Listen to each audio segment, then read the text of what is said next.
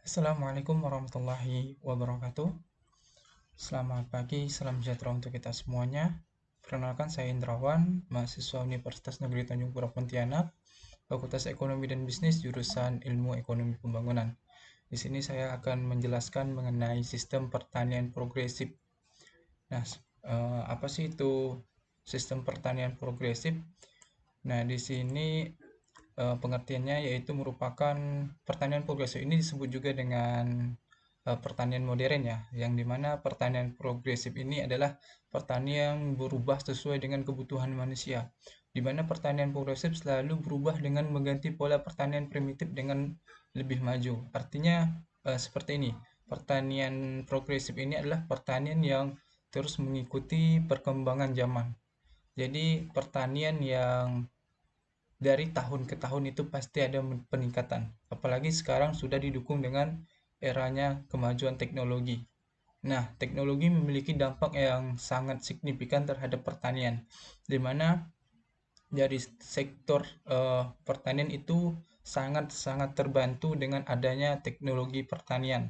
Pengembangan-pengembangan dari sektor pertanian yang hari ini ya yang bisa kita rasakan adalah begitu mudahnya kita untuk mengolah tanah dengan adanya berbagai macam teknologi seperti traktor yang dimana kita ketahui bahwasanya dahulu ketika teknologi belum semaju sekarang itu masyarakat pada umumnya mesti menggunakan hewan ternak untuk membajak sawah. Tapi sekarang dengan adanya pertanian progresif, para petani itu sudah bisa menggunakan yang namanya traktor dan lain sebagainya dalam memberikan kemudahan untuk bertani.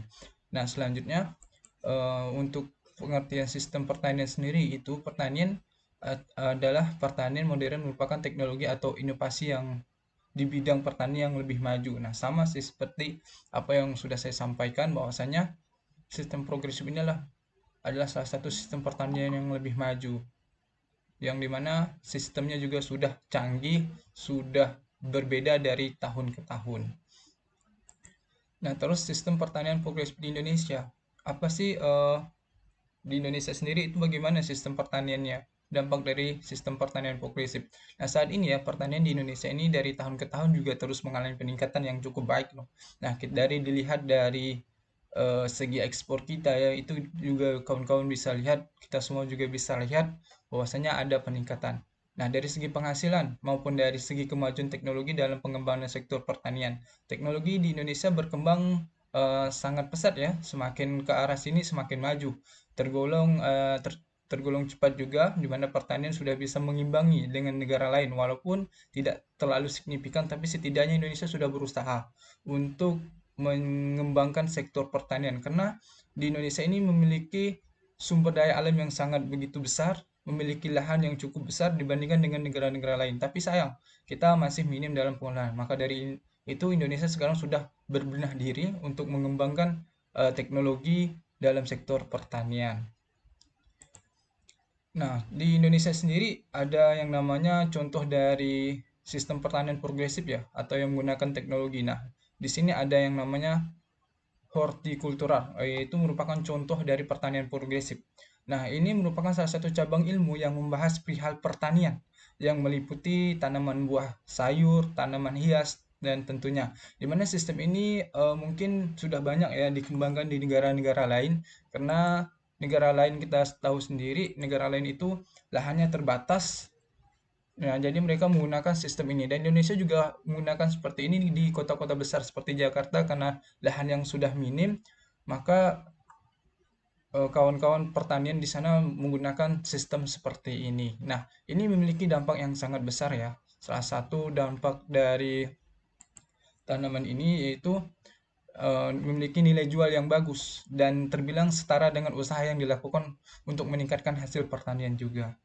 Nah, dapat menambah devisa negara karena setiap negara memiliki persaingan untuk meraih produk unggulan dalam bidang pertanian. Nah, ini merupakan salah satu produk unggulan gitu. Maksudnya hal yang terobosan baru dalam sektor pertanian di era pertanian progresif.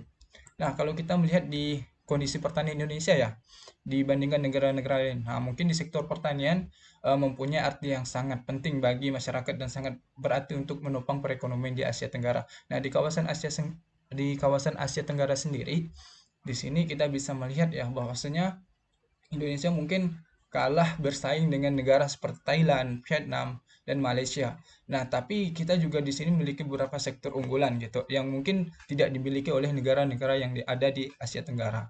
Nah, ini di sini kita bisa lihat bahwasanya Thailand dan Vietnam itu sangat-sangat mendominasi di sektor pertanian khususnya di ekspor beras.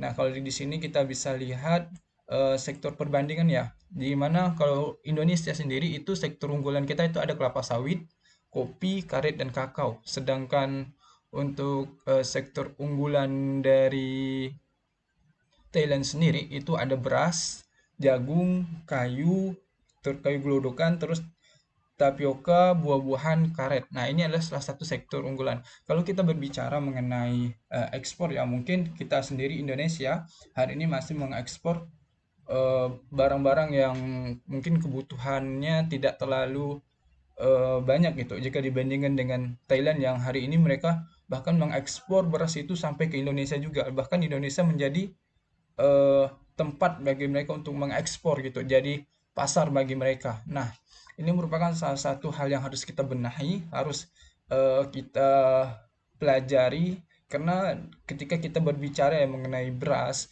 kita di tahun 1909 sebelum di eranya kepemimpinan Pak Soeharto kita adalah salah satu lumbung beras ya di mana stok pangan kita cukup besar, kebutuhan nasional kita terpenuhi sehingga kita bisa mengekspor beras. Tapi hari ini kita terbalik gitu kan. Kita stok pangan kita juga terbatas karena ya kita tahu sendiri bahwasanya penduduk di Indonesia cukup banyak.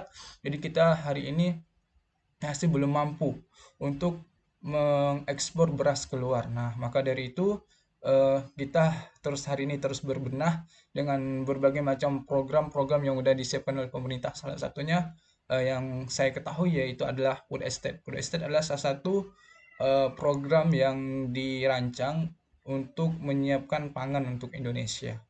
Nah, ini adalah salah satu sektor unggulan ya. Mungkin kalau kita lihat sektor unggulan Indonesia tidak terlalu banyak ya dengan negara-negara yang ada di Asia bahkan di dunia sana. Nah, di sini kalau kita berbicara juga secara nilai nilai ekspor, sektor pertanian Indonesia tercatat mencapai sebesar 0,32 miliar dolar. Dengan kenaikan tersebut, kata Margo, ekspor non migas secara nasional menyumbang sebesar 93,36% dari total nilai ekspor Juni yang mencapai 18,55 miliar dolar atau naik sebesar 9,52% jika dibandingkan dengan ekspor pada bulan Mei 2020.